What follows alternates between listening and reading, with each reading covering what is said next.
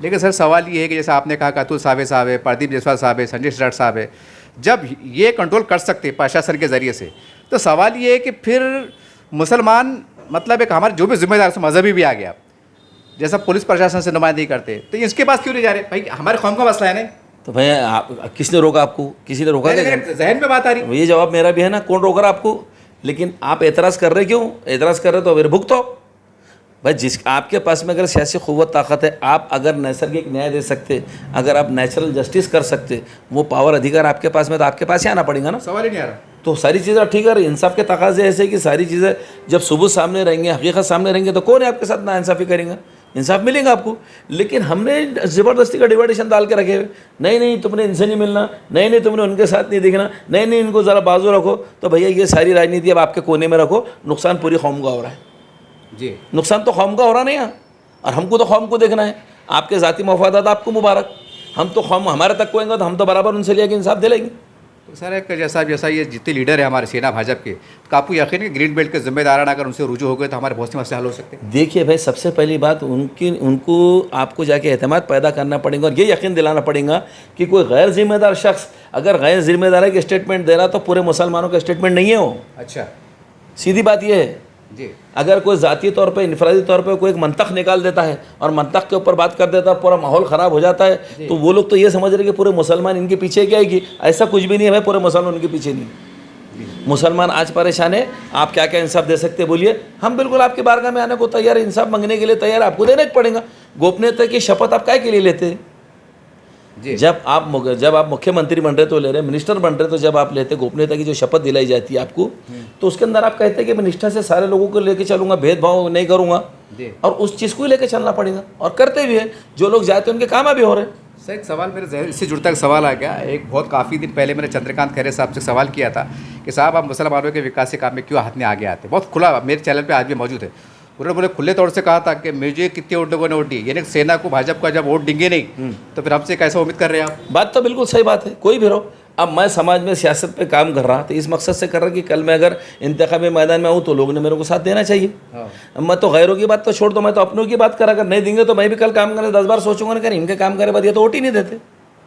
तो भाई फितरी बात है, राजनेता काम करता ऑटो के लिए जी, और हम अगर एक ही खूटे से बंधे हुए दिखाएंगे, एक ही धूम छल्ले बने हुए रहेंगे और बिल्कुल ऐसा हम छुआछूत के ऐसा माहौल पैदा कर देंगे तो नुकसान तो उठाना पड़ेगा। आप जब चुनाव आते थे इनको फिरका परस्त और कौम के दुश्मन, इस्लाम के दुश्मन, ऐसा माहौल पैदा हो जाता। तो भैया टेबल टॉक कीजिए ना बैठ के, आप बताइए ना मास्टर लेवल के ऊपर आप अगर बैठ के बात करेंगे सत्ता में आने वाले लोगों से, विपक्ष वालों से, कि भाई हमारा समाज 13% है आज। अच्छा, महाराष्ट्र के अंदर 13% आने वाले को गिरा सकता, गिराने वाले को ला ले सकता। अच्छा, इतनी बड़ी ताकत है हमारे पास में जी। तो क्यों जिम्मेदार लोग आके टेबल टॉक नहीं करते भाई कि भाई हमारी ये मसले हैं, अगर आप पूरे करते हो तो हम आपके साथ में हैं। अच्छा, 13% वाला आदमी आके सत्ता बना सकता क्या है? नहीं, वो कहाँ से बनेगा? तो फिर बनाने वालों को ताकत दे के अपने मसले तो हल कर सकते ना। अब इतनी राजनीति पे अगर नहीं समझ रही तो फिर तो अल्लाह ही हाफिज़ है। फिर वो लोगों ने बोले भाई आपने तो हमको वोट नहीं दिया, फिर हमारे पास क्या वोट के लिए क्या? नहीं ऐसे थोड़ी है, हर बुत बात करता किसने वोट दिया नहीं दिया, परसेंटेज बात करता कितने परसेंटेज वोट मिला। अभी शाहबाजार के बुथ के ऊपर अगर 500 वोट हो रहे हैं तो इसके अंदर हमको मालूम है कि गैर समाज के लोग इसके अंदर 150 और 350 मुस्लिम है। अच्छा, और 400 की वोटिंग हो रही है और 425 वोट उनको मिलते, इसका मतलब मुसलमान समाज ने तो वोट डाल दिया आपको। अच्छा, तो इसको इससे निगरान नहीं कर सकते। बात सब जब भी सामने आई थी बुत भाई, फिर वो आखिरी में वहाँ जाएंगे, फिर ये बोलेंगे कि भाई ठीक है आप हमसे भी सियासी सौदे कर लो, जुड़ जाओ। तो बस सियासी सौदे है ना, क्या मजहब के सौदे कर रहे हैं? की बात कर रहा मैं आपको क्या बोल रहा हूँ, आपको जो कुछ बात करना है सियासी बात करना है, बराबर, मजहबी बात तो करना ही नहीं ना। वो आपको जो है तो हनुमान चालीसा पढ़ो बोले ना, आप जाके उनको कलमा पढ़ो बोल रहे, मजहबी बात करने वाले हैं क्या? सियासी बात करो आप, सियासी बात हो जाएंगी तो उसके अंदर बहुत सारे रास्ते निकल जाएंगे। फिर आपको ये बोलना पड़ेगा साहब फिर आगे अगर आप हमारा काम करते हैं हम चुनाव में तुम्हारे साथ में रहेंगे। मैं वही तो करो, टेबल टॉक पे और बात क्या होंगी फिर हिंदू मुसलमान कहाँ से हो रहा है? फिर तो लफड़े में गाड़ी। हिंदू मुसलमान इसीलिए तो हो रहा नहीं कि आप एक ही खूटा पकड़ के बैठे हुए, आप खूटे का दामन नहीं चोल रहे ना, इसलिए हिंदू मुसलमान हो रहा। हिंदू मुसलमान को आम जनता खत्म कर सकती, मुसलमान खत्म कर सकते, बिल्कुल खत्म कर सकते। अब वोटिंग हो रही है, हम एक ही पार्टी के पीछे दिख रहे हैं, लोग दलाल है बोल के। मेरी बात सुनिए ना, अब लोगों की बात छोड़ दो, मैं पहले पर जवाब दे दिया, दलाली दलाल बोलती। अब पार्लियामेंट का इलेक्शन हुआ, 3.5-4 लाख वोट एक तरफ चले गए जी, मैसेज चले गया कि मुसलमान कहाँ चले गए। चले असेंबली का इलेक्शन हुआ, पूरे मुसलमान वन साइड चले गए, मैसेज चलेगा कहाँ चले गए। तो फिर हिंदू मुसलमान नहीं होगा। और यही मैसेज अगर चल जाता है कि टेबल टॉक होती है कि साहब हम आपके साथ में, हमारे यही मसले, ये बात होती थी। यानी आपके पास ये मैसेज निकल के जा रहा है कि आने वाले वक्तों में मुसलमानों को शिवसेना से भाजपा से सियासी इत्तेहाद करने जहां आपके सियासी मसले हल हो सकते, आज मुस्लिम समाज कैसे परेशान है? ये लफड़ों से लफड़े नहीं है, ये सियासी परेशानियों से, सब सियासी परेशानियां हैं। बराबर है? बराबर तो सियासी परेशानियों का हल कायम में है, सियासत में है, तो फिर किसके पास जाएंगे आप? मेरा जवाब आपने दे दिया। तो क्या आप क्या सोच रहे हो? नहीं, क्या इस्लाम पार्टी आने वाले दिनों में खुले जहन के साथ मुसलमानों के नजरिए से बात मैं करेगी? कह रहा हूं कि जहां मुसलमानों की सियासी पसमानदगी दूर होती, जी, जिस प्लेटफॉर्म से मुसलमानों के सियासी मसाइल हल होते, वहां जाके साझेदारी करके मुस्लिम समाज को इंसाफ दिलाना कोई सियासी गलत बात नहीं। बाखैर तरह सौदे करना चाहिए, मतलब सौदे की बाजी ने मैं टेबल टॉक कीजिए जी। इसको गठबंधन कहते, इसको युति कहते, इसको टेबल टॉक कहते। क्या बात है, फिर मिठास के साथ, मतलब बिल्कुल हो सकती है ना बात। सियासी बात कर रहे हैं ना आप। हाँ, सियासी बात कर रहे हैं, कोई मजहब की बात तो कर रहे नहीं। अगर आप राष्ट्रवादी को टिकट दे दिए तो कोई आलिम जाके चीफ मिनिस्टर बन रहा क्या है? नहीं।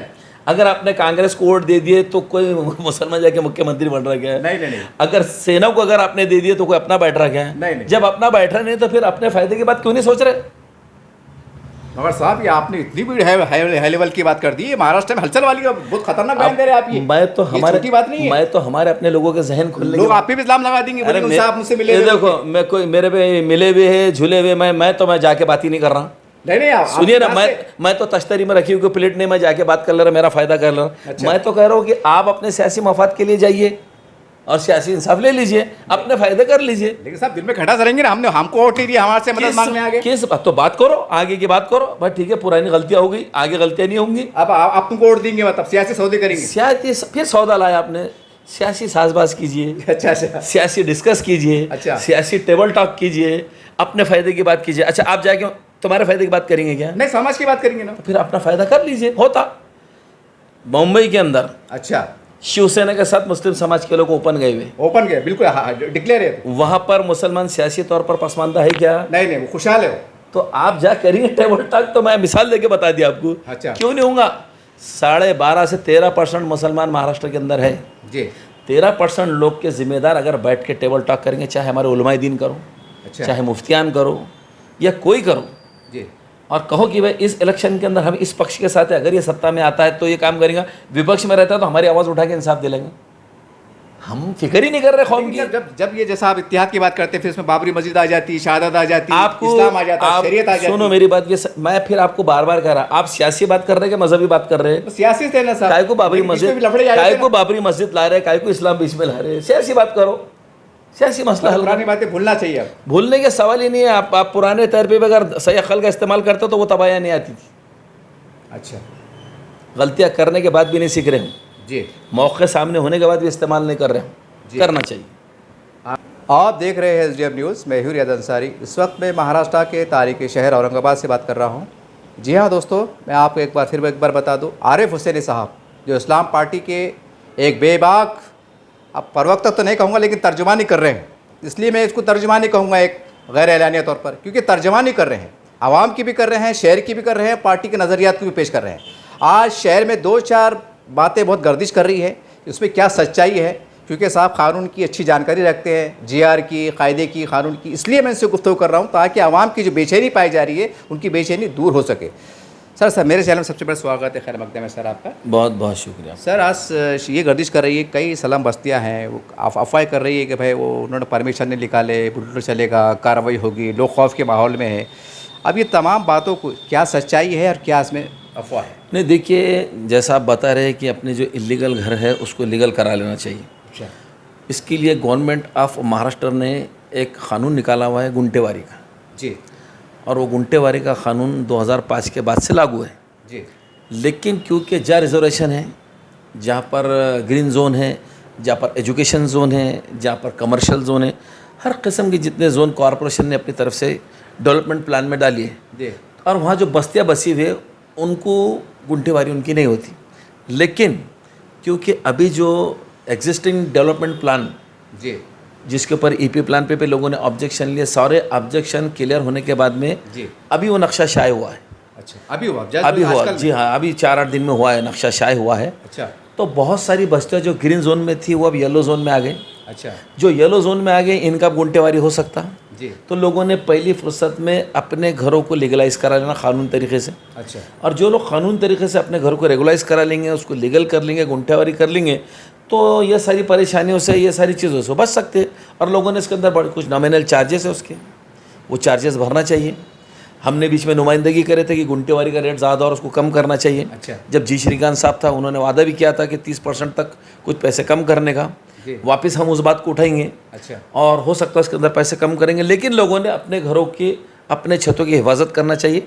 और ऐसी बहरान से, ऐसी परेशानियों से, इलीगल घरों को लीगल करने से अपने करा सकते और कर लेना चाहिए।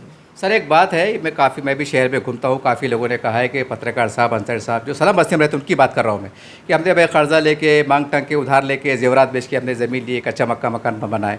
पर दूसरी तरफ प्रधानमंत्री आवास योजना की तरफ 2.5 लाख सब्सिडी दे रहे, तो भाई हमको गुंटेवारी माफ़ कर दो ना, क्योंकि हमने हमारे अपने बल पे कर ली, गवर्नमेंट को मांगे नहीं। गुंटेवारी आपको कुछ माफ़ होती नहीं।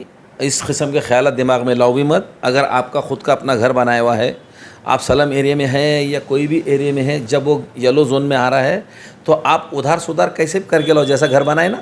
अच्छा। उधार सुधार ला के, तो वैसे ही उधार सुधार ला के आप अपने घर को लीगल करा लो।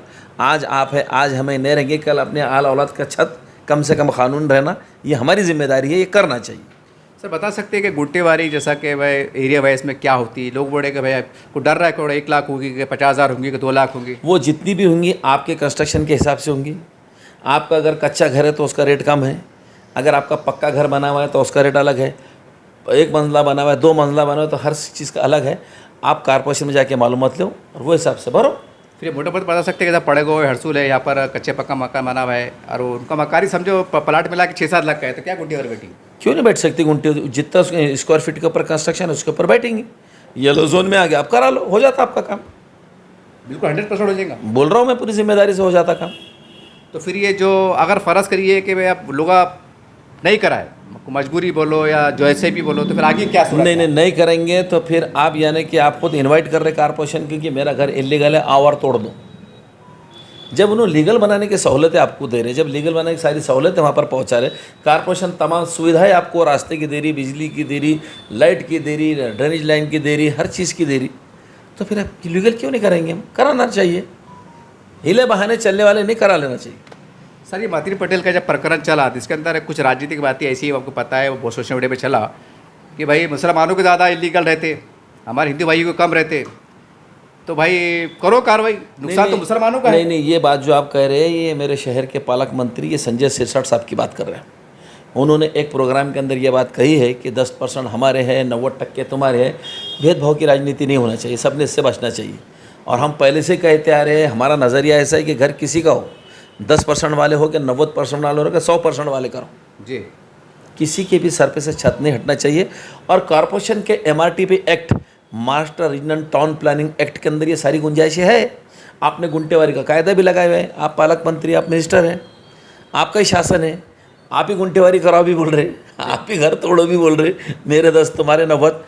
देखिए, मैं सबसे पहली बात ये बता रहा हूँ जी, कि जिस तरीके की राजनीति शहर के अंदर चल रही है, और जैसे पहले कि शहर के एक्स MP ने संजय सिरसाट साहब के ऊपर जो कोई भी आरोप लगाया वो सही है गलत है उनको मालूम, लेकिन इनके जो सियासी तौर पर जो इनकी रसाकशी चल रही है, तो संजय सिरसाट साहब को ये गलतफहमी है कि वो अगर MIM के एक्स MP को अगर कुछ बोलते हैं या एक्स MP कुछ बोलते हैं तो पूरे मुसलमान ये बात कर रहे हैं। मैं बहुत क्लियर ये बात को कर देना चाह रहा हूँ कि उनके सारे बयान एक्स MP के उनके इनफरादी बयान हैं, उनके अकेले के बयान हैं।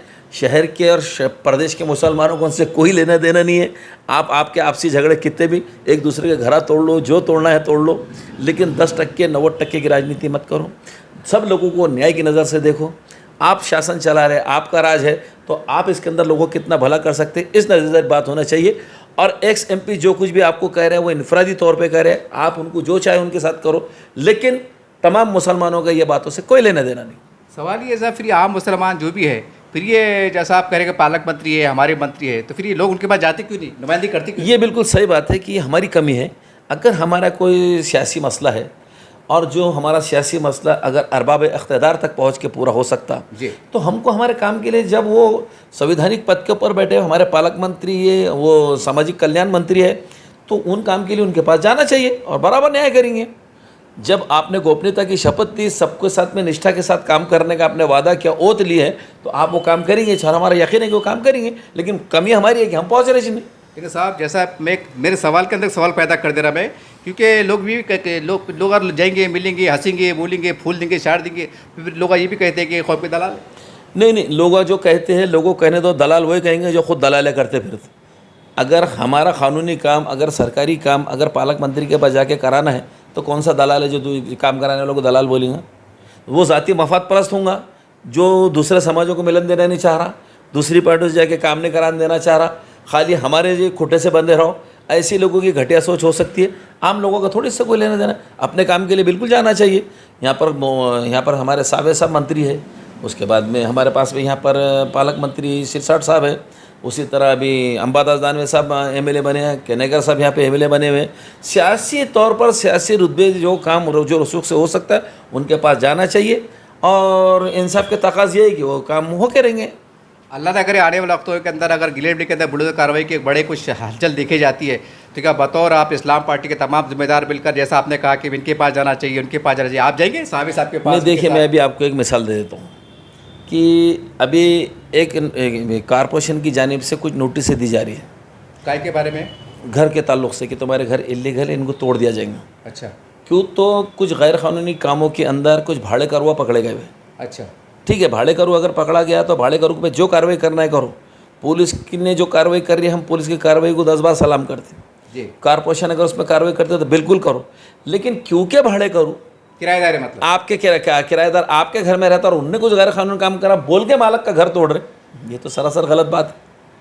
अच्छा। और फिर वो जो शातिर गुनहगार है, वो होशियारी ये कर रहे कि अपना घर बचा के दूसरे का घर बता दे रहा, आप वो घर पे नोटिस दे दे रहे। तो ऐसी एक केस हमारे शाह बाज़ार में अब्दुल नवाब साहब जी, जो मेरे बहुत अजीज़ दोस्तों में से, उनको इलीगल तरीके से नोटिस दी गई कि तुम्हारा भाड़े करूँ, ऐसा ऐसा गैर कानूनी काम में पकड़ा गया, लेटर पे लिखा हुआ है, तो लिहाजा तुम्हारे घर के पूरे पेपर और उनके घर को मतलब एक्शन लेने की तैयारी चल रही थी। अच्छा, उन्होंने मेरे से रब्त करें, मेरे से बातचीत करें। स्वप्निल गरड़ बोल के मेरे एडवोकेट है, और सैयद दानियाल हुसैनी जी।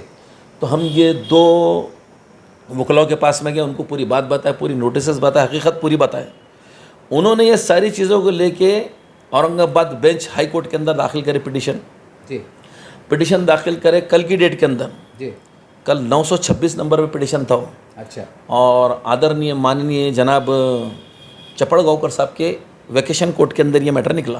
अच्छा, तो हमारे वकलाओं ने पूरी बात सामने रखा कोर्ट के कि साहब ये कैसा चल रहा है, ये कारपोरेशन किस तरीके की कार्रवाई कर रही, कि अगर कोई भाड़े करो को गैर कानूनी काम कर रहा तो ओनरों को नोटिस दे दे रहे। ठीक है, अगर मेरा घर ओल्ड बना हुआ है, मेरा पुराना बनाना है, गौठान का कानून अलग है, MRTP एक्ट का कानून अलग है, गुंटेवारी का कानून अलग है, और अगर मैंने पहले मेरा आज़ादी से पहले का बनाया हुआ ओल्ड घर है, अच्छा, उसको तोड़ने की नोटिस दे दी जा रही, 24 घंटे की नोटिस दी गई। तो कोर्ट ने सारी बातों को बड़ी बारीकी से देखा, बारीकी से समझने के बाद कल कोर्ट ने स्टे कर दिया हो। अच्छा, और कोर्ट ने स्टे दिया, मैं कोर्ट में मौजूद था। अच्छा, कोर्ट ने स्टे करा और जून के 2nd वीक तक ख़त्म, वहाँ पर कोई कार्रवाई नहीं करना। जो नोटिस है तुमने तारीख के निकाले, तारीख भी डाला है कोर्ट ने उसमें। अच्छा, इस तारीख के जितने दिया, किसी को कार्रवाई नहीं करना, जो बोलना है कोर्ट में आके बताओ कि किस तरीके की कार्रवाई।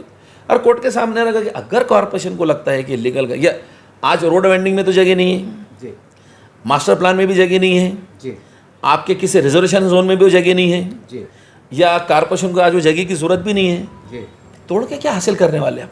नंबर 1 बात। अच्छा, अच्छा, फिर गलत जुर्म आपने करे, मैं घर इनका तोड़ डाल रहा, ये तो सरासर गलत है। जी, अगर जुर्म आपने करे तो उनको और सख्त से सख्त सज़ा दे दो। पुलिस की कार्रवाई से हम खुश है, बिल्कुल पूरी सही काम कर रही, बिल्कुल कॉर्पोरेशन कार्रवाई से हम खुश है, बिल्कुल उसको जो करना है कार्रवाई करो। जी, लेकिन करेंगे एक भरेंगा दूसरा, ये तो नहीं चलेगा, ये तो सरासर अननेचुरल बात है। तो ये सारी बातों को माननीय जज साहब ने, चपड़गांवकर साहब ने सुना, और सुनने के बाद में स्टे कर दिया। अब 2 हफ्ते के बाद कॉर्पोरेशन को पूरा बताना है कि क्यों ज़रूरत पड़ रही। वहाँ सारी बातें हमने रख दी कि साहब ठीक है, इसको लीगलाइज करने के लिए क्या कर सकते हैं आप, रेगुलाइज करने के लिए क्या कर सकते हैं आप, कानूनी हैसियत देने के लिए क्या कर सकते हैं आप, वो नोटिस दीजिए, हम उसके पर अमल करने को तैयार है। लेकिन इस तरीके की बातें जो कर रही है, जो हवा खड़े किया जा रहा है, एक दहशत का माहौल खड़ा किया जा रहा है।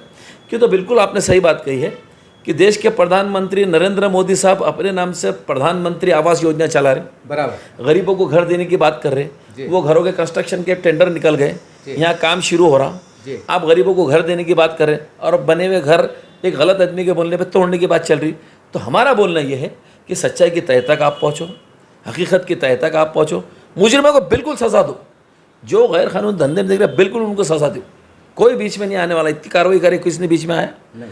मैं पहला आदमी है जो खैर मकदम करता, स्वागत करता इसी कार्रवाई का, कि वो जो कार्रवाई हुई अभी नारे गाँव में अपने, और मैं कहूँगा आपको मिसरवाड़ी में, इसमें कई जगह नोटिस दिए हुए, जो गलत कर रहे बिल्कुल उनके ऊपर कार्रवाई कर रहे, लेकिन किसी की वजह से किसी गरीब को तकलीफ मत हो। सर एक बात है ये कि बड़ा जनता से जुड़ा हुआ हिस्सा सवाल है कि मैं आपको कल एग्जांपल के तौर पे दूंगा कि मैं हूँ और मैं रहता हूँ बड़े गाँव में। अब मान लीजिए मेरी गुंटेवारी हो रही 50,000 मेरी वैल्यूएशन के हिसाब से जैसा भी है, लेकिन मेरे ख्यालात ऐसे या मेरी गुंजाइश मैं ये कहूँगा कि साहब मेरे से 10,000 करके ले लो, 2 साल में ले लो।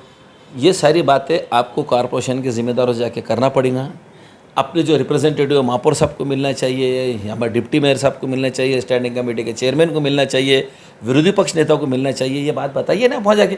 आप सिर्फ बोलेंगे मैं घर में बैठा रहूँगा, ऐसा हो जाना चाहिए, वैसा हो जाना था, ऐसी राहत मिल जाना था, कुछ भी नहीं होता। आपको भी तो मैदान अमल में आना पड़ेगा। अगर सहूलत आपको चाहिए तो आपको मैदान में आना पड़ेगा ना, घर पर बैठ के तो होने वाला नहीं है। तो कोशिश करके देखना चाहिए, अगर होता है तो बहुत अच्छी बात है, अगर गुंजाइश निकलती तो बहुत अच्छी बात है। मेरा सवाल है कैसे गुंजाइश हो सकता है? आपका सवाल मैं समझ चुका हूँ। महापौर साहब के हाथ में पावर है, डिप्टी मेयर के हाथ में, स्टैंडिंग कमेटी के हाथ में, विरोधी पक्ष नेता अपनी बात रख सकता, बिल्कुल ऐसी बात भी हो सकती है जी। अगर आप अच्छी तरीके से प्रेजेंट करें तो ये भी हो सकता है। क्या मान लीजिए कि इस्लाम पार्टी है, आप भी जो है तो बड़े दावे कर रहे हैं, अगर पूरे सलम बस्तियों में अगर ऐसे लोग अगर आपसे जुड़ना चाहे और आपके ज़रिए से आपकी मारिफत में नुमाइंदगी चाहते हैं, तो क्या आप इसके लिए वेलकम हैं? हमको बगैर बोले हम नुमाइंदगी कर रहे हैं। हमारे पास में जो है, हमने कल गए कोर्ट से राहत दिला दी। अच्छा, जितने लोग आएंगे बराबर कानून तरीके से राहत दिलाई जाएंगी। हमारा बोलना ये है कि कानूनी काम बिल्कुल कर लेना चाहिए। गुंटेवारी करके लीगल कर लो, ये सब हिले हवाले हैं, मेरे जेब में नहीं है, अब मैं कैसा करूँ? अरे भाई जाती घर है आपका, अपना घर बचाएंगे कि नहीं बचाएंगे? बचेंगे। तो फिर बचाना चाहिए। हालात सही नहीं चढ़ रहे। हालात सही नहीं चढ़ो तो हालातों को सही करो। एक दो के हालात सही नहीं रहेंगे तो क्या शहर के 5 लाख लोगों को बेनिफिट देना चाह रहे क्या? ये बात अलग है। तो इस तरीके के जहन भी नहीं रखना चाहिए। अगर कोई सहूलत हमको मिल रही और अगर एक फैसिलिटीज़ हमको मिल रही, एक मौका अगर हमको मिल रहा, तो वो काम को कराना चाहिए। सर आज शहर में पानी का बड़ा हिसास मसला चढ़ा है, नुमाइंदगी भी हो रही है, सारी बात हो रही है, पेपर में छप रहा है, सारी बात है, क्योंकि आप बड़े करीब से कॉरपोरेशन को देखे हुए हैं, देख भी रहे। आपकी तजुर्बे की रोशनी में, जो कामकाज चढ़ा उसकी रोशनी में, आप एक मैं खुले तौर पर चल रहा हूँ, औरंगाबाद ग्रिल बेल्ट के अंदर 3 दिन 4 दिन पानी कब फराम होगा? वो दिन कब आएगा? देखिए, इसके लिए अगर कोई लड़ रहा तो सिर्फ ना हम लड़ रहे, यानी कि सिर्फ मैं साहब इमाम साहब भी लड़ रहे ना? कुछ नहीं लड़ रहे। सुनो मेरी बात, आप क्या लड़ रहे हो उनका तुम कुछ मालूम, आप उनसे पूछो, उनका जवाब ले लो। लेकिन मैं कम से कम इस इशू के ऊपर 1.5 साल से लड़ रहा हूँ। अच्छा, हम हम तो महाराष्ट्र जीवन प्राधिकरण ऑफिस में भी जाके लड़ रहे, हम कॉरपोरेशन के जिम्मेदारों से भी लड़ रहे। हम जब जी श्रीकांत साहब यहाँ पे थे, उनको भी जाके नुमाइंदगी करते रहे कि सब जल्दी काम करिए, जल्दी काम कराइए, जल्दी काम करेंगे। जी। जो जो तकनीकी चीज़ें थी वहाँ से लाइन यहाँ तक लाना था, पैटर्न से यहाँ तक लाइन लाना था, सारी दुश्वारें हमारे समझ में आ गई। देखिए, दरअसल बात ऐसी है कि मैं ये बात पहले भी कह चुका हूँ, आज भी कह रहा हूँ, 2000 किलोमीटर की लाइन डालने का काम निकाला गया है शहर के अंदर आज की तारीख में। नहीं जी, पहले से निकाल दिया। 2021 में टेंडर निकल गए। अच्छा, वो टेंडर वाले का काम था 3 साल के अंदर ये काम कंप्लीट कर देना। आज तक वो काम कंप्लीट नहीं हुआ जी। ये बात मैं पहले बता चुका। 54 टाकियाँ बनाना था, 12-15 टाकियाँ बनी जी। ये जिसके ऊपर हमने धरना दिया, बहुत बड़ा धरना। तिलतिलाती धूप के अंदर हमारी माँ बहनें, हज़ारों लोग सड़क पे आ जी। गए पानी के जी। लिए। तो ये धरना हमने दिए, हमने आवाज़ को उठाए, हमने आवाज़ को बुलंद करें। हम महापौर साहब के पास जाके बात को रखे, कमिश्नर साहब के पास भी जाके बात को रखे। और जैसा आप 3-4 दिन की बात कर रहे, 12 वाट को पानी 4 दिन आज हो सकता। मैं 4-4 बार रिप्रेजेंट कर सका कमिश्नर साहब को कि कमिश्नर साहब, आपके बंगले के पास की जो टाकी बन चुकी, उसको चालू करो। ये मामूली बात उनके भेजे में नहीं घुसी, करूँ क्या मैं? अगर वो चालू कर दिए तो ये 12 वाट को जो 10 दिन 12 दिन को पानी आ रहा, ये 5 से 6 दिन कम हो जाएगा। क्यों? तो एक ही टाकी से मोटर चल रही। हाँ। साइकिल जो चल रही तो आपका टाइम 10 दिन 11 दिन के बाद आ रहा। अच्छा। अगर ये दूसरी टाकी चालू हो जाएंगे तो आप बोलो कितने दिन? 5 दिन पे पानी आना, 5 दिन आना ही आना है। मगर ये बात भी मेरे को वादा करे कमिश्नर साहब ने कि मैं पूरा इसका जो है तो कैलकुलेट करता और चालू करता। फिर टाटा फिश मैं महापौर साहब को बताया। अब बातें आश्वासन ऐसे दिए जा रहे कि जैसा काम 4 दिन में हो जाएगा, फिर लापरवाही हो जा रही। तो इस सबकी जिम्मेदारी है, हम तो कर ही रहे। लेकिन अगर कमिश्नर साहब ने या महापौर साहब ने, अगर ये दिल्ली गेट की कमिश्नर साहब जो कॉर्पोरेशन के कमिश्नर है, उनके बंगले के पास की जो टाकी बन के तैयार है, सिर्फ चालू करना है। मेरे समझ में नहीं आ रहा कौन सी अड़चन इनको रोकी हुई, क्यों चालू नहीं कर रहे। ये 12 वाट के अंदर बोलो तो कम से कम 1.5 लाख लोगों को पानी मिल जाएगा सर कम टाइम में। क्या आपको लगता है सब इसके अंदर राजनीति हो रही, ऐसा लगता है? नहीं, राजनीति नहीं हो रही है, मैं राजनीति नहीं कहूँगा इसके अंदर, पानी के अंदर कोई राजनीति नहीं करेंगे, लेकिन इसके अंदर कहीं ना कहीं टेक्निकल चीज़ें सामने ला ली जा रही। तो वही राजनीति के बन जा रही है फिर वो? टेक्निकल चीज़ें लाई जा रही है, लापरवाही हो रही है, मैं राजनीति नहीं कहूँगा इसमें। अच्छा अच्छा। इसमें कहीं ना कहीं लापरवाही हो रही। क्यों, तो देखिए अभी हमारा धरना हो गया 8-15 दिन हुए, 15 दिन में। जी। अब कैलकुलेटर साहब कौन सा कर रहे, कौन सा कैलकुलेटर है और कौन सा उनके पास में ऐसी मशीन में कोई कैलकुलेशन नहीं हो रहा उनका कि वो टाकी चालू नहीं हो रही। अगर ये टाकी चालू हो गई तो मैं आपको बड़ा 12 वाट आप समझ लो जी। यानी कि औरंगपुरा, गुलमंडी, तुम्हारे बुढ़ी लाइन, उसी की तरह मंजूरपुरा, उसी तरह लोटा कारंजा, चेलीपुरा, ये जितने एरिया शाहबाजार से लेके तो नेहरू नगर तक, ऐसे टोटल 12 वार्डों को पानी शागन के पानी टाकी से जा रहा जी। और आपने अगर ये कमिश्नर साहब के पास के बंगले की अगर ये टाकी चालू कर दिए तो ये 10 दिन का पानी 5 दिन पे आने वाला है। ये मैं कितने दिन से चिल्ला रहा, कितने दिन से चीख के बोल रहा हूँ मैं ये बात। तो साहब जैसा आपने पानी के लिए आंदोलन करे थे और आप श्रीकांत साहब जो है तो माशाल्लाह विभागीय आयुक्त बने हुए हैं, तो फिर आपका एक धरना आंदोलन लोकशाही मार्ग से उनके बंगले सामने करेंगे? नहीं, वहाँ पर कैसे आप धरना उनके सामने देंगे नहीं, लेकिन सुनिए ना, बोलूँगा कि हाँ बोलिए। हमारा एक वफद जाके उनसे मिलने वाला है। अच्छा। और दूसरी चीज़ सबसे अहम और इम्पॉर्टेंट है कि बैजेपुरे के अंदर एक पानी की टाकी है, वो पानी की टाकी पूरी तरीके से बोसीदा हो चुकी है। अच्छा। वो कब गिरेंगी पता नहीं, अल्लाह को मालूम। अच्छा। और आपने 54 टाकियों के अंदर वहाँ भी टाकी बनाने का जो है तो डाले हुए? हाँ, टेंडर में डाला हुआ है। अच्छा। कितने दिन से हमारी टीम ने जाके अरबाब मजाज से बात की कि भाई कम से कम अगर वहाँ नहीं बना सकते तो दूसरी जगह बनो, लेकिन एक टाकी का वहाँ बनना बहुत ज़रूरी है। वहाँ जगह है बनाने दूसरी? टाकी खड़ी हुई है, उस टाकी को डेमोलिश करके वहीं बनाना है। अच्छा। वहाँ नहीं बनाते तो और जगह है, बहुत सारी जगह, 2-3 जगह हमने आइडेंटिफाई कराए थे, हमने और हमारी टीम ने। अच्छा। तो वो पानी की टाकी करना बहुत ज़रूरी है। क्यों, तो देखिए अभी जो कारपोरेटर चुन गया है वो उतना ध्यान उस पर नहीं दे रहे। अच्छा। और हमको फिक्र है अवाम की कि लोगों तक पानी पहुंच जाए। अच्छा। ये योजना बहुत अच्छी योजना है, 3000 करोड़ की योजना है। हाइड्रोलिक डिज़ाइन से जितनी पानी की पाइपलाइन डाली जाएंगी और हाइड्रोलिक डिज़ाइन से ही डालन देना, मोटी छोटी के चक्कर में जाना नहीं।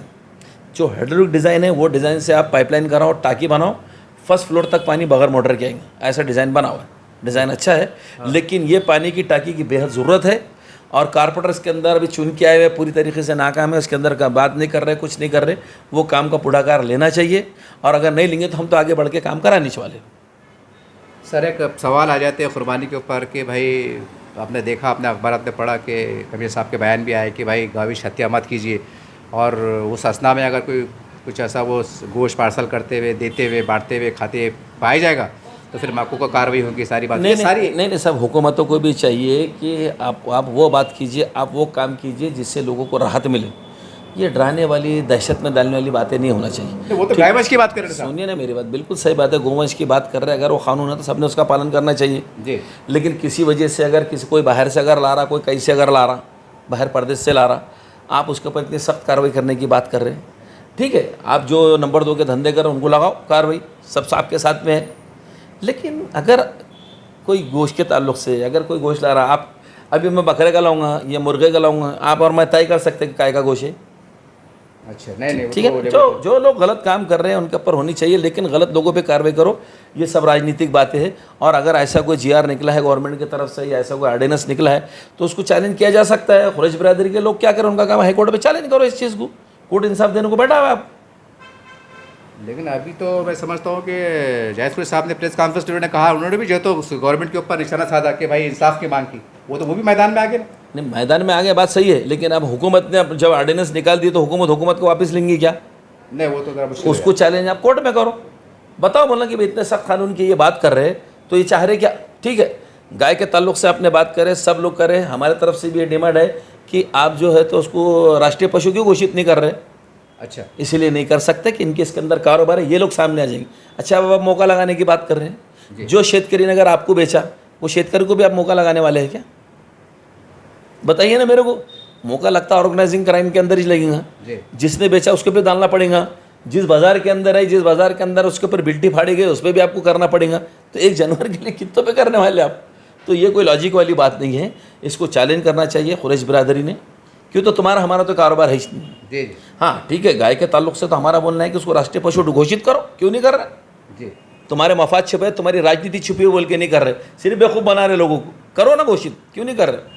सर लेकिन अब तो हद तो ये होगी कि पेपर में आ रहा है कि बकरे की और भैंस की गाड़ियाँ पकड़ी जा रही। अब देखो कुछ, अब प्रधानमंत्री साहब ने क्या बोले कि गौ रक्षकों की आड़ में कथा कथित गुंडे लोग। कौन बोले ये? प्रधानमंत्री साहब ने कहा, मेरे अल्फाज नहीं है, अच्छा प्रधानमंत्री जी ने कहा जी। कि गौ रक्षक की आड़ में कथा कथित जिनके क्रिमिनल रिकॉर्ड है, ऐसे लोग सड़कों पे आके लोगों से लूटमार कर रहे हैं, पुलिस ने डोजर बना के इन पे कार्रवाई करना चाहिए। पुलिस तो ऐसे को संरक्षण दे रही। बजरंग दल के गुंडे खुलेआम लिंचिंग कर रहे हैं। इनको किसने हमारा अख्तियार दे दिया कि किसी की गाड़ी के ऊपर जो है तो कीले फेंक रहे, किसी की गाड़ियों को जो है तो पलटा दे रहे, लिंचिंग करके गाड़ियाँ जला दे रहे, लिंचिंग करके लोगों को जला दे रहे। इंसाफ कानून का राज चलेगा क्या दरिंदों का राज चलेगा? लेकिन साहब आरिफ साहब, मैं ये कहूँगा, अभी 2 दिन 3 दिन पहले का अखबार है, ये सच्चाई को किस निगाह से देखी कि नांदेड़ है कुछ औरंगाबाद के अंदर इतने आर्डनेंस निकलने के बाद भी जो है तो गाड़ा पकड़े गए, गायवश पकड़े गए, पेपर फोटो सच छपा हुआ ठीक है ना भाई, अगर वो लोग पकड़े गए तो आप उन पर कार्रवाई करें ना। हाँ अब आप पुलिस करेंगे ना कार्रवाई? अच्छा पुलिस करेंगे? पुलिस करेंगी। आम लोग कौन होते जी? तुम्हारा मैं कौन होते जाके किसी का गुंडागर्दी और दादागिरी करने वाले, किसी की आड़ लेके? तो सबसे पहले मेरा बोलना है कि बजरंग दल को पहले बैन करो, बजरंग दल पे लोगों के ऊपर मौका लगाओ, लोगों की लिंचिंग करें। लोगों की जान अहमियत की है क्या? जानवर की जान अहमियत है? वो बड़े हमारे भगवान की आस्था है गायवश की। आपकी आस्था से, आपकी आस्था तो बहुत जगह हजारी बाबा काका आपकी आस्था लेके आएंगे। मान लेना आपकी आस्था को करो ना राष्ट्रीय पशु घोषित, जी हम आपके साथ में है ना। लेकिन सर एक ये आड़ लेके आप सड़कों पे गुंडागर्दी दहशतगर्दी नहीं कर सकते, आतंक नहीं कर सकते और करने भी नहीं देंगे। लेकिन सवाल ये साहब कि जब हमारे बड़े सियासी लोग हैं, समाजी लोग हैं, मजहबी लोग हैं, उलमाए कराम है, जब ये अपील कर रहे हैं कि भाई ये चीज़ मत करो, और उसके बाद भी अगर हमारे चल मुसलमानों की से कोई गाड़ियाँ पकड़ी जाती है तो आपको लगता नहीं कि सर ये गलत बात है? देखो गलत बात है करके कार्रवाई हो रही ना, हाँ उस बात में किसी को कोई बाहर नहीं है। हमारा विरोध हुआ है कि ये गुंडागर्दी जो सड़कों पर चल रही, ये जो आतंक फैला रहे खुलेआम, आतंक फैला रहे खुले तौर पे मैं कह रहा हूँ, इनको कोई रोक रहा नहीं। लेकिन एक शेतकरी बेचारा ला रहा बेचने को, आप उस पर कार्रवाई कर दे रहे। एक गरीब अगर जो भी खरीद रहा वो बड़ा मैं पालने को ले रहा, ठीक है, जो करेंगे कोर्ट करेंगे। गलत कार्रवाई दिख रही है, आप बिल्कुल कर डालो, कोई बीच में नहीं बोल रहा। हमारा बोलना है सड़कों पर उतर के उड़दंग मचाने वाले गुंडे कौन, ये आतंक फैलाने वाले कौन, इन पे कार्रवाई होना चाहिए। अगर किसी के साथ करते हैं तो मुख्यमंत्री साहब से हमारी विनती है कि जो भी अगर ऐसे जानवरों के लाने ले जाने के अंदर अगर किसी की जानलेवा हमला करता तो उनके ऊपर मौका लगाइए। लेकिन सर सवाल ये है कि जैसा आपने कहा अतुल साहब है, प्रदीप जायसवाल साहब है, संजय सिरसाट साहब है, जब ये कंट्रोल कर सकते प्रशासन के ज़रिए से, तो सवाल ये है कि फिर मुसलमान मतलब एक हमारे जो भी जिम्मेदार मजहबी भी आ गया, जैसा पुलिस प्रशासन से नुमाइंदगी करते, तो इसके पास क्यों नहीं जा रहे? भाई हमारे कौम का मसला है नहीं तो भैया किसने रोका आपको? किसी ने रोका क्या? जहन में बात आ रही, ये जवाब मेरा भी है ना, कौन रोक रहा आपको?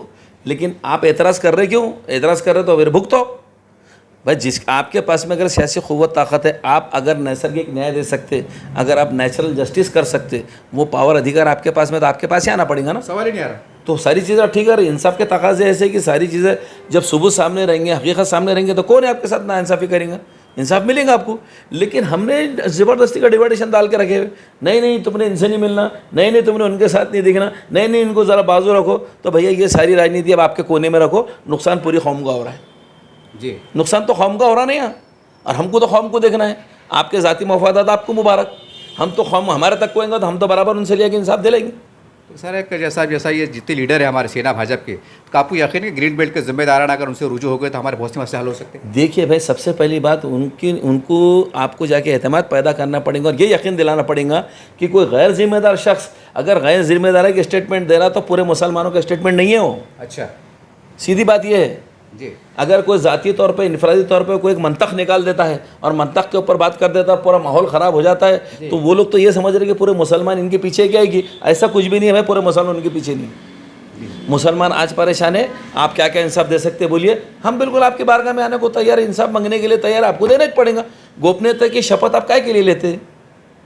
जब आप मुख्यमंत्री बन रहे तो ले रहे, मिनिस्टर बन रहे तो जब आप लेते, गोपनीयता की जो शपथ दिलाई जाती है आपको, तो उसके अंदर आप कहते हैं कि मैं निष्ठा से सारे लोगों को लेके चलूंगा, भेदभाव नहीं करूंगा, और उस चीज़ को ही लेके चलना पड़ेगा। और करते भी है, जो लोग जाते हैं उनके काम भी हो रहे हैं। सर एक सवाल मेरे जहन से जुड़ता सवाल आ गया। एक बहुत काफ़ी दिन पहले मैंने चंद्रकांत खैरे साहब से सवाल किया था कि साहब आप मुसलमानों के विकास के काम में क्यों हाथ में आगे आते? बहुत खुला, मेरे चैनल पे आज भी मौजूद है। उन्होंने बोले खुले तौर से कहा था कि मुझे कितने वोट लोगों ने वोट दी, यानी सेना को भाजपा का जब वोट देंगे नहीं तो फिर हमसे कैसे उम्मीद कर रहे हैं आप? बात तो बिल्कुल सही बात है। कोई भी रहो, अब मैं समाज में सियासत पे काम कर रहा तो इस मकसद से कर रहा कि कल मैं अगर इंतखाबी मैदान में आऊँ तो लोगों ने मेरे को साथ देना चाहिए।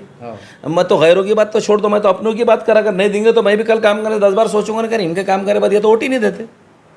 तो भाई फितरी बात है, राजनेता काम करता ऑटो के लिए जी, और हम अगर एक ही खूटे से बंधे हुए दिखाएंगे, एक ही धूम छल्ले बने हुए रहेंगे और बिल्कुल ऐसा हम छुआछूत के ऐसा माहौल पैदा कर देंगे तो नुकसान तो उठाना पड़ेगा। आप जब चुनाव आते थे फिर इनको फिरका परस्त और कौम के दुश्मन, इस्लाम के दुश्मन, फिर ऐसा माहौल पैदा हो जाता। तो भैया टेबल टॉक कीजिए ना बैठ के, आप बताइए ना मास्टर लेवल के ऊपर आप अगर बैठ के बात करेंगे सत्ता में आने वाले लोगों से, विपक्ष वालों से कि भाई हमारा समाज 13% है आज। अच्छा, महाराष्ट्र के अंदर 13% आने वाले को गिरा सकता है, गिराने वाले को ला ले सकता। अच्छा, इतनी बड़ी ताकत है हमारे पास में जी।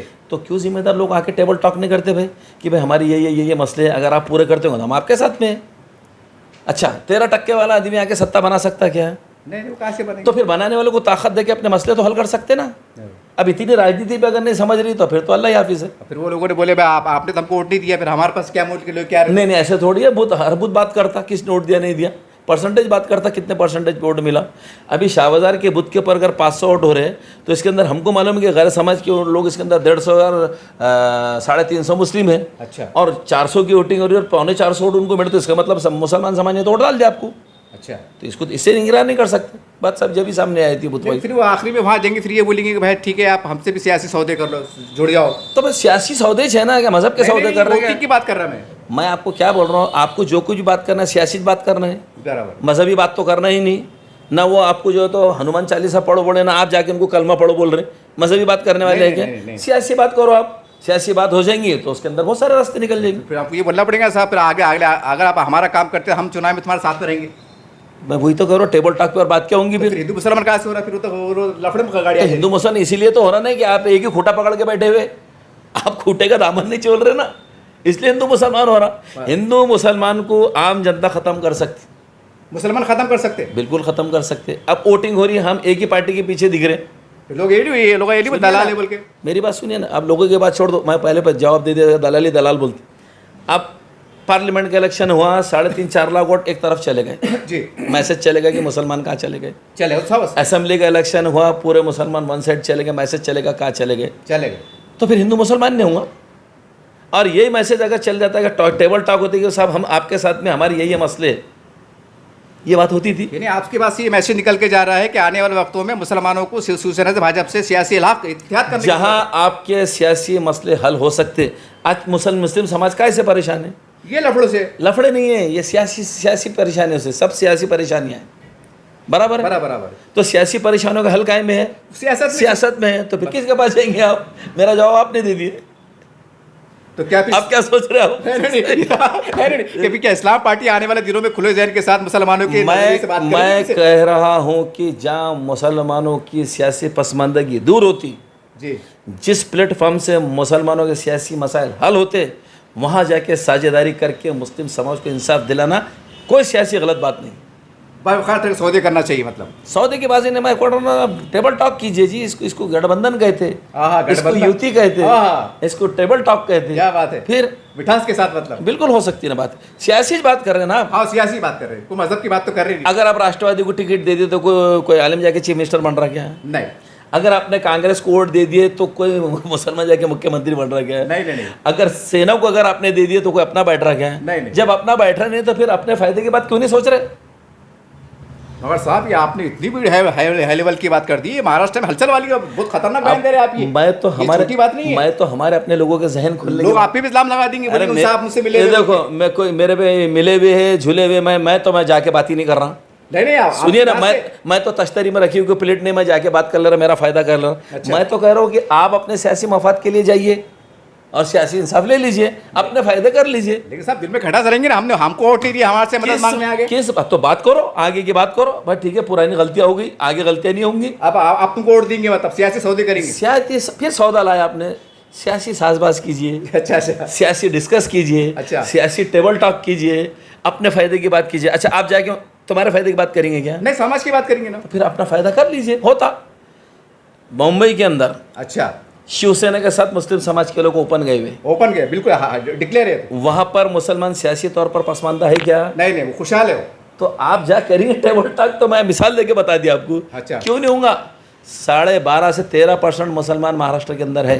जी 13% लोग के जिम्मेदार अगर बैठ के टेबल टॉक करेंगे, चाहे हमारे उलमाए दीन करो, अच्छा चाहे मुफ्तियान करो या कोई करो, जी और कहो कि भाई इस इलेक्शन के अंदर हम इस पक्ष के साथ है, अगर ये सत्ता में आता है तो ये काम करेगा, विपक्ष में रहता है तो हमारी आवाज़ उठा के इंसाफ दिलाएंगे। हम फिक्र ही नहीं कर रहे कौम की।